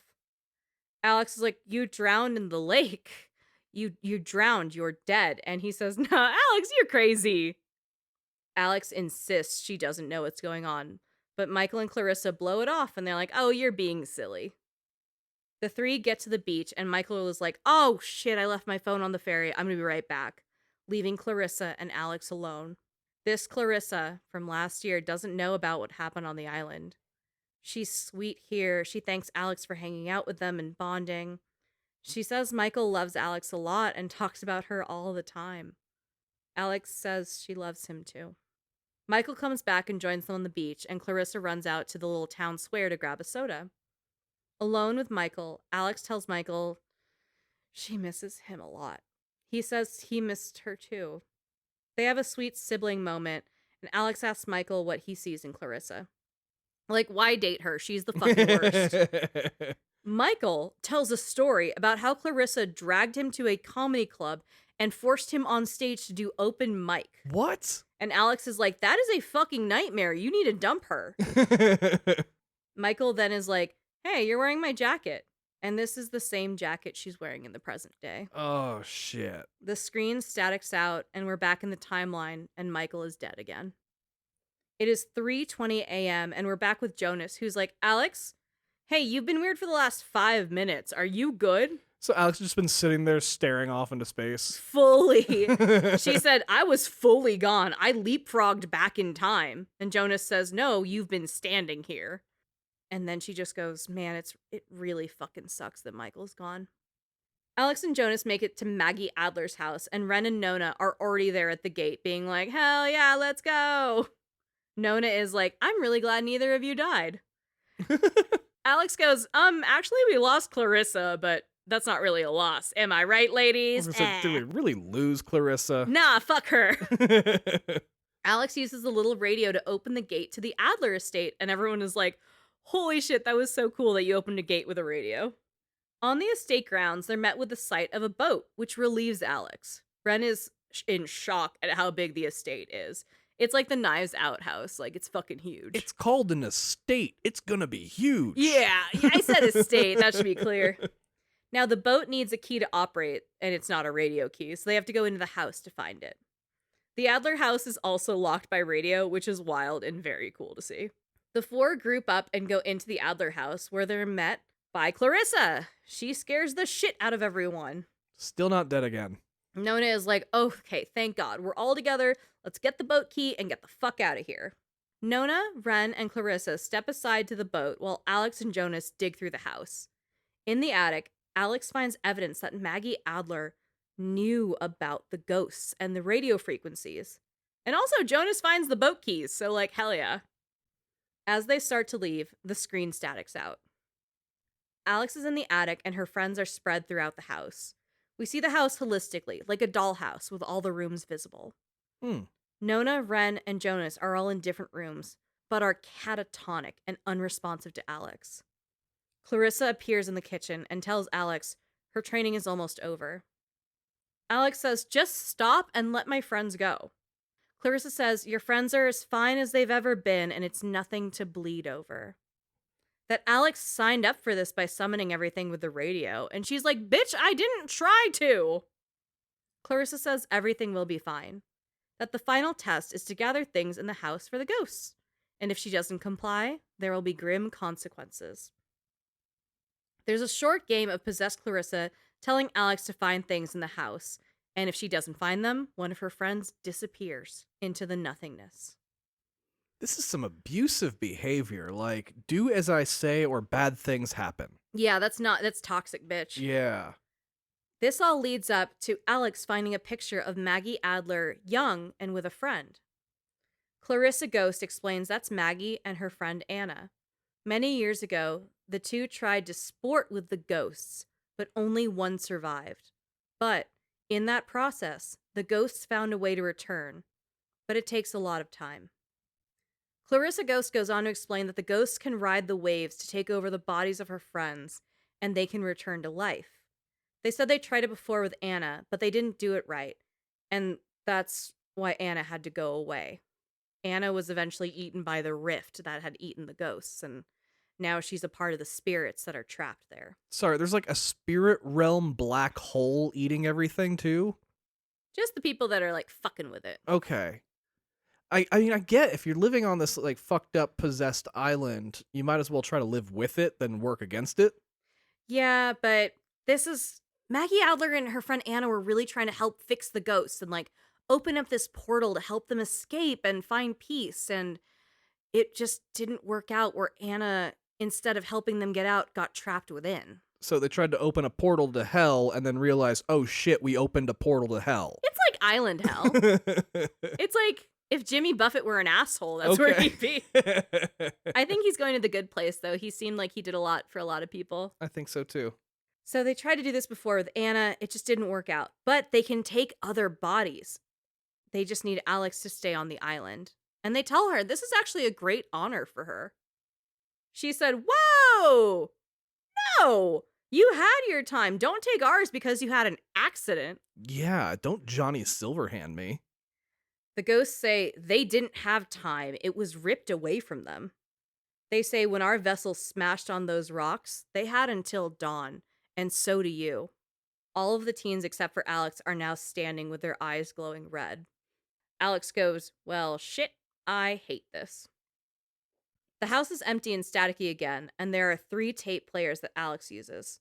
After they're all up and running, the screen returns to normal, and the 4 of them, Alex, Ren, Jonas, and Nona, are all in the house. No Clarissa. Nona crumbles and she's like, oh my god, I'm gonna be sick. And Ren is like, I do not feel good. They're all agreeing Clarissa was right here, and now she's not. And oh my god, if we don't bring Clarissa home, we're gonna be in so much fucking trouble. Like, we need to get everyone off the island, no man left behind. This is fucking crazy. Yeah, we can't come back with fewer people than we left with. Alex thinks we can. Well, you hate fucking Clarissa. She's like, we should all leave. This is fucking stupid. There's 4 of us here. We have the boat. Let's hit the fucking, not road, water. Let's hit the water. Nona says, we cannot leave someone here. There's things killing her and trying to kill her, and she's just gonna get sick. Like, she's like, no, this is my fucking friend. And Nona did drag her here, so there's some sense of ownership of Clarissa's being a bitch here. It's the buddy system. That's the basis of the buddy system. That is true. That is the buddy system.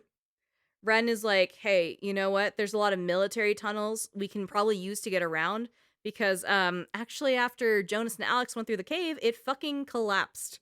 Oh, shit. And Jonas and Alex are like, ah, damn, that's crazy. They're like, well, you know what? We're in the best possible place. Maggie Adler lived here. I'm sure she has a ton of the military info of how to get around. Let's figure out what she knows and use that to our advantage. They see a projector and a reel marked Experiments and Findings of Experienced Phenomenon 1952, and they pop that into the projector. They do find some mapping to get through the caves and into the bomb shelters and other ways that the military used to get around. Then a slide on triangles called a temporal tear. And apparently these triangles can be used to transpose to the other side. Ooh. It shows the triangle with the radio waves coming back and forth in a triangle shaped, just like how Alex has gotten people out of being possessed, creating a triangle with the triangles. Mm-hmm. Nona is like, I think we can use this. We're onto something. She might be a little dumb. Jonas is like, all right, me and Alex, we're going to go back into the woods. We're going to use the radio to trigger up the bomb shelter so we can get in through the bomb shelter. That feels safe. And then we can get around. We can find Clarissa. And then we're in a bomb shelter. Yeah, also, that feels pretty good. The thing with the bomb shelter is you need to have two different radios creating the right frequency at the same time across the island. So Ren and Nona are like, cool, we'll go to this comms tower. You guys go out to the one way the fuck out there because you guys are way more resilient. Ren's high out of his fucking mind. Nona's terrified. We're going to take the easy route. Let's split up the group. Yeah. On the way out, Alex gets dizzy and appears to pass out. She sees a world filled with water, and in the middle, Ren, drowning, just like her brother. Oh, shit. She wakes up, and Jonas is standing over her like, you stay with me, Alex. Come on. Don't leave me like this. What the fuck? You're my new sister. I'm responsible for you. Alex is like, damn, I saw something crazy. And Jonas goes, yeah, your eyes turned red. You were possessed. Oh, no. That shit's crazy, huh? And Alex goes, it is 4 a.m. Jonas and Alex make their way out to the right station to open up the bomb shelter. They get caught in one loop cycle and see Ren dead on the rocks in the water with Nona nearby. Alex is annoyed at being in another fucking loop, and then the screen statics out to another scene of Ren dead. And another and another. She's just seeing her friend die in different ways. And then Alex is alone in a station with Jonas, and Jonas's eyes are glowing red and he is possessed. Shit. Alex looks at him and goes, I know you're not Jonas. Ghost Jonas says, soon it won't be pretense, it'll be absolute. Oh, shit. Ghost Jonas then tells Alex they have a proposition for her. They say Clarissa is gone and theirs, and they will control her through existence, and there's nothing that can be done about that. But if they let the ghost take Clarissa without any fuss or fighting, they won't slaughter the rest of Alex's friends. So Alex says, yeah, abso-fucking-lutely. Yeah, go ahead, take her. She's yours. Take her. If she's already gone, leave the rest of us alone. Deal, ghost dude, just go away. Sounds like her dying is a canon event, so just go ahead and let it happen. It's a fully canon event. Like, I'm not going to stand in the way of that. The ghost calls Alex very mature for her age and fucks off. You are very mature for letting her die. What a great 17-year-old child. Alex resets the scene with tape players, and Jonas catches himself mid-sentence, coming out of a loop. Alex is like, hey man, you're possessed. Super sucked. They let that shit go, and then Ren and Nona are heard over the speakers. Alex is just relieved to hear Ren's voice, knowing he's alive after seeing him die so many times so quickly. But they're like, perfect, they're in position. Jonas and Alex get into the comm station, and they're able to connect to the system, talk to Ren and Nona, and boom, looks like it worked. They got the radios up, they got the bunkers open, we are fucking set. Hell yeah. Now all Alex and Jonas have to do is go meet back up with Ren and Nona, close the time hole, and save the day. Along the way, Jonas is like, hey, I think it'll be cool to live together. I think we're gonna be friends, at least. Maybe not siblings yet, but friends. At 5 a goddamn M, Jonas starts glitching again. Damn it. And then in a flash, Alex is in a memory with Michael instead of here with Jonas. Again. Michael is giving Alex shit for letting a friend down, and they have a little heart-to-heart. Michael lets Alex know he took her advice and he broke things off with Clarissa. What? Alex comes out of this daze at 5:30 a.m., half an hour with Jonas standing over her. They shake it off and meet back up with Ren and Nona down by the open bomb shelter. Ren insists on getting a selfie with the group before anything else happens. Ren also warns everyone that the bomb shelter is the point of no return, so if you have any other collectibles, to go get them right now. Now, I will discuss one thing quickly, and those are those Maggie Adler letters that we talked about briefly. Yeah. They're kind of all over. It turns out Maggie Adler was on the island and saw a submarine and reported it as an anomaly and assumed it was an enemy vessel. The sub was shot down and it was covered up saying, oh, a Japanese group shot it down, Oh, shit. to not showcase the big mistake that killed so many people. It's Maggie's fault. Fucking Maggie Adler. And then it was covered up. So everyone is like, damn, that's crazy, but only a couple people actually know what happened and why all these kids are dead. Maggie knew, and Maggie dedicated all her shit to making it right. She knew she was responsible for these deaths, and she started catching hints of ghosts on the radio, and she was like, I can figure this out. I can fix it. I'll figure out the rifts. I'll figure out the souls. I'll figure out a way to get everyone to peace. I owe it to them. And that's why she eventually kind of ran down the tourist traps and kind of stopped giving a shit about the island. She's like, let's keep people off this thing. I don't want anyone else to get sucked up into some shit after what happened to Anna. I need to protect this and I need to fix it. But she died before she could do anything. Damn. Between scenes, we see the selfie that Ren had us take, and no one looks fucking happy. It's 6 goddamn a.m. and Jonas and Alex are going down a ladder into the bomb shelter. Deep in the bomb shelter, they see barracks and beds and one of the tape players that have shown up in the time loops. This one starts playing the song that Jonas's mom would play for him, and he gets distracted. Alex and Jonas go up to the tape player, and Jonas is like, I swear, it almost sounds like a recording of her. He asks Alex to pull out her radio. They've been talking to and talking through ghosts all night. What if I could talk to the right ghost? Like my mom. Like a seance. Alex finds the sweet spot on the radio, and then Jonas is snapped away in his own memory with his mom. Alex, though, is now alone in a bomb shelter. Alex asks Jonas, hey, where'd you go? Oh, so this is what he was seeing of Alex when she was in her little memories? Of just gone, of like, fuck. Then, alone, she enters the caves to save bitch-ass Clarissa. In the caves, she does almost immediately run into a possessed Clarissa. Possessed ghost Clarissa is like, hey, Alex, we had a contract. And Alex says, I can't leave. I have to get Clarissa because Nona is making me. The ghost says, then you have truly drowned yourself. Clarissa disappears and Alex whips out her radio. She does one triangle in the air, and as she turns the dial to activate the second, a bunch show up in the air, unconnecting. When she does this a third time, one large triangle is formed with all of these multiple points, and everything goes black. Alex goes, oof, might have beefed it. The screen is completely black except for her. She runs looking for Jonas, for anyone, frankly, and then she finds herself on the beach. Except as the camera reveals more and more, she's underwater on the beach.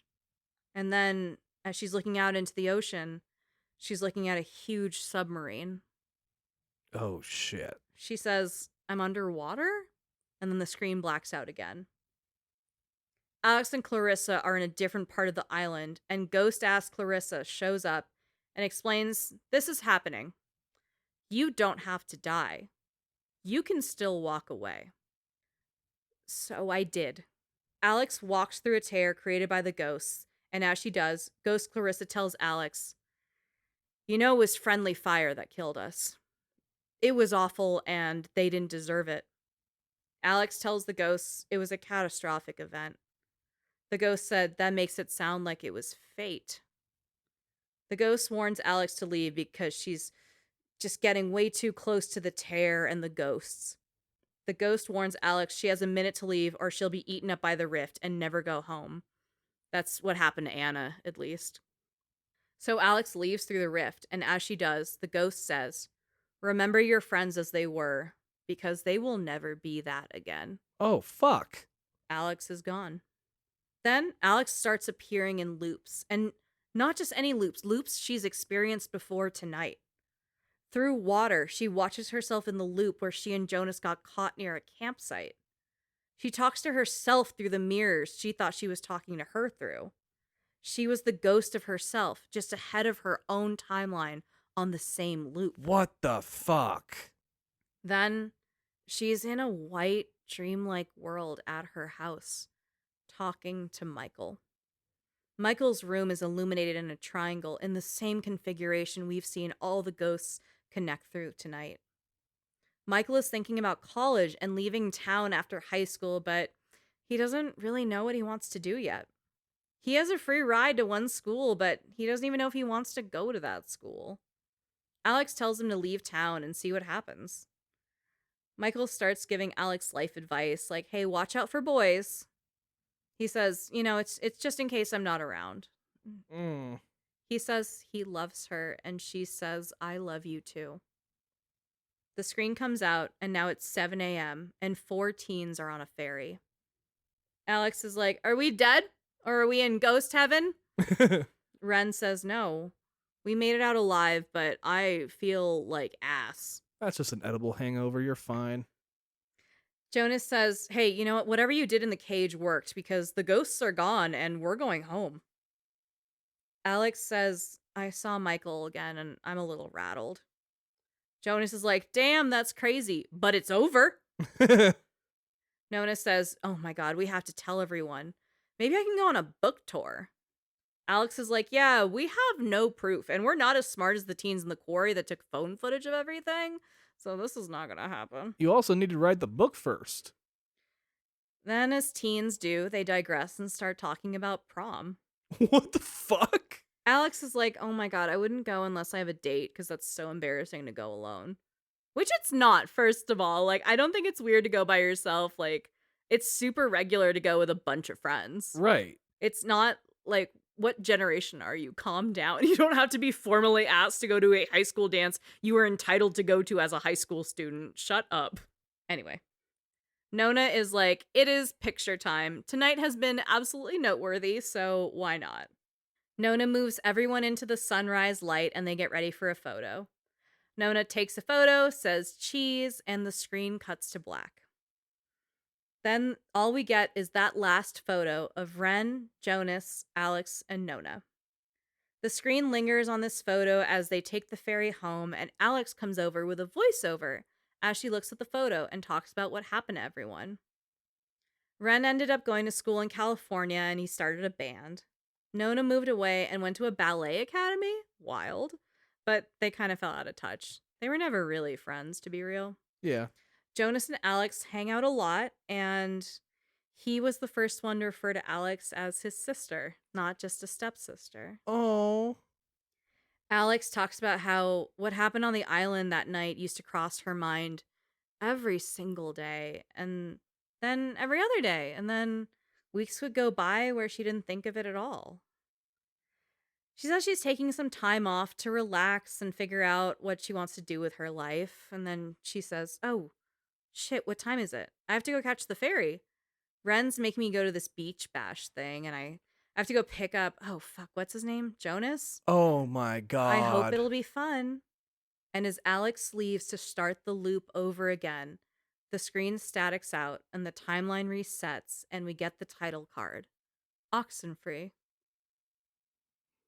Fuck you, Bendy and the Ink Machine. You were very good about not bringing up Bendy and the Ink Machine in a time loop thing until the very end, and I'm very proud of you. Wow. So that is the ending that I got. There are multiple endings, however, for the most part, Alex is trapped in the loop entirely. They do keep her trapped to be able to use her friends and harvest them for youth and shit like that. So that is like canon that you will always end up in the loop. For the most part. Now, the biggest differences you can get, though, aside from Alex is trapped, what happens to the gang? And there is a majority world where you can save Clarissa. Oh, really? So Clarissa can fully be saved in the section where I left through the tear. I'm like, you guys fucking take her. I'm out. You can fully save Clarissa. Oh, okay. But I was like, nah, she's been rude as shit. Let the island ghosts have her.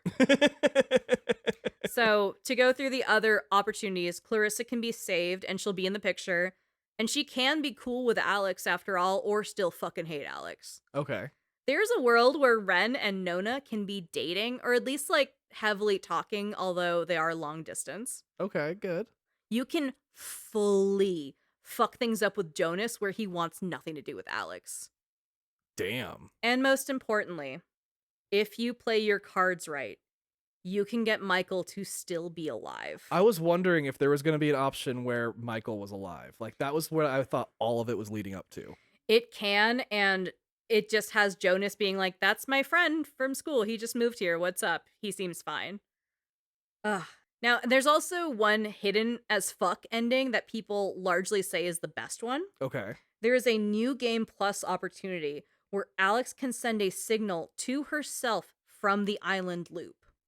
You get this scene, you're in a supermarket parking lot with Alex, Jonas, and Ren before they get on the ferry. They're doing the thing where they're like, hey, mister. Trying to get some beer? A little hey, mister moment. Okay. Did you guys call it like a hey, mister thing? No. Oh, we had scheme names. Like, I'm gonna go pull a hey, mister. Well, it was mostly like pull a hey, mister or make Andrea do it, which I did not appreciate. Friends. Yeah, we had enough people with fake IDs. Yeah, that was me. I had fake IDs and like stretched out ears and like looked alt as fuck. So they're like, you seem like you're old. And I'm like, that's not a great thing to tell a 15-year-old. But the amount of times I didn't get carded, it tracks. So my bad. Alex can whip out her radio while they're just sitting in this parking lot. And she gets a message from herself from the island loop.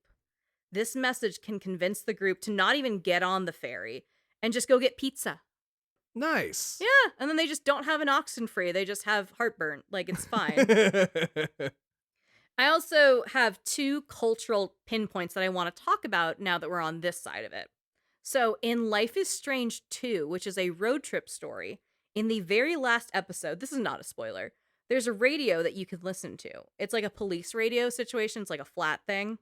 You can hear someone calling out for Alex and Jonas.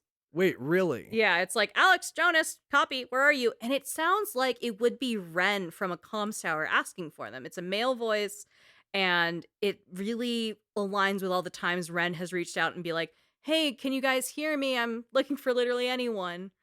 But this game's about radio transmissions and signals showing up where they shouldn't be. It's fucking perfect. Well, real life ghost hunters use radios all the time to try to find ghosts. Like frequencies and shit. Yeah, they're on like certain frequencies, they think. Ghosts aren't real. No, they're not. I'm sorry. I'm just like, that's one of the reasons why I don't like horror so much, is just that I don't believe in ghosts. I don't believe in monsters. I don't believe in goblins and shit like that. So like any of those kinds of horror things just do nothing for me. I think that's why I like horror, because I'm fascinated by these metaphors of pain and anguish, how they're manifesting and stuff like that. But when you put a dragon in front of me, my brain goes blank. I'm like, I don't know what the fuck that shit is. I want nothing to do with it. You said gnome, I'm the fuck out. Like, so you to horror is me to fantasy. To high fantasy, yeah. So my other thing that I want to bring out with this property is how it has evolved. So like we know, in the ARG, the game was out and it continued to evolve, dropping more messages and things. That's a core value here. So this game came out in 2016. In July of 2021, the Steam version of the game got an update. In the notes, Night School asked players to report any unusual radio signals, and within that message dropped a link to the Oxenfree 2 Lost Signals game page. Damn. Then, in September of 2021, a patch for Oxenfree was launched. It came along with a note saying that something is invading the game's radio waves, and that the team had tried but failed to stop the signals from breaking into the original Oxenfree. The fuck? That's awesome. These patches and strange radio waves were from Oxenfree 2 Lost Signals and did relate to the second game. That's awesome. That is super like what Portal did with their radio waves and stuff when they announced the second game and that. That's what I was thinking too. I was like, oh, Portal did this and it was so fucking cool. Like with radio waves too, which is even fucking crazier. Yeah, I mean, the one thought. Like, we got there though. And it was for the Steam release. Of course it was. It's Valve. But also, you know, I think there's just a special affinity from indie developers on Steam. They're like, you are the fucking bread and butter. You get the treat, you know? Yeah. And that is Oxenfree, all the way up to Oxenfree 2 Lost Signals, which is now available. It is out. Okay. And this was for you, Allie. And also for my friends at Viore, which make very comfy pants, but mostly for Allie. This is what happens if you get in the Discord and bully me into doing something. I will fucking do it. I will drop whatever Easter eggs I can find.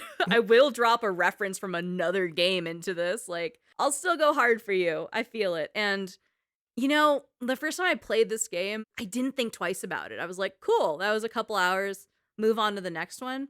This second round, when I was paying attention, I'm hearing myself say I paid attention. It was a better experience. But that's true. That's exactly what happened. I had a great fucking time, and I hope you all did too on the island with me. And I am so stupid jealous of the people that got to do the ARG. I fucking love ARGs. Yeah, no, that's really cool. And, you know, I'm sad that it was Ghosts, because again, I kept saying, like, it's probably not Ghosts. It's probably not Ghosts. It was totally fucking Ghosts. It's probably not Ghost Shadow. Yeah. No, it's fully fucking Ghosts and Possession and time loops. I love the time loop aspect. I think that was really cool. Because it's different from, like, Bendy and the Ink Machine's time loop. It's different from Hades' time loop. It's different from all the other time loops that we've dealt with. I forgot we did another time loop game. Not just, I mean, this season. I know we've done Bendy. And we did the second one earlier this season. But yeah, no, to the Hades point, it is just kind of a cyclical thing, but in a fully different lens. Yeah. Supergiant isn't like a AAA studio, but, you know, they're relatively big indie. They're on the big end of indie. And Popular indie, yeah. yeah, at this time, Night School, like, they were like, this is all we got. Let's hope this shit lands. And now they're doing Netflix shit. Yeah, right? I think this would also translate well into a Netflix property. It sounds like it would. It doesn't need a huge budget. You know, it's a really small cast. It's tight as fuck. And I think they could do some really creative things to tell this story in a sadder, more fucked up way than a 4.5-hour game can do. And again, this is a short game to that point. You can do this in an afternoon. I think I did it in 2 nights because I was taking notes and looking things up and checking through everything and trying to figure out what my Alex would do in this situation.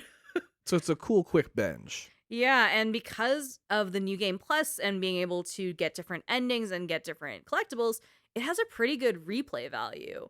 I got this on Switch for $10, and I could easily play it a couple more times and get a completely different story at the end of it, so feels like $10 well spent. Hell yeah, $10 is not difficult to spend on a good game. No, and because this one doesn't have online elements, like, this could be an airplane game. Nice. And, you know, you could get this done in a east to west coast flight easily. That's awesome. With room for TV. So that is Oxenfree.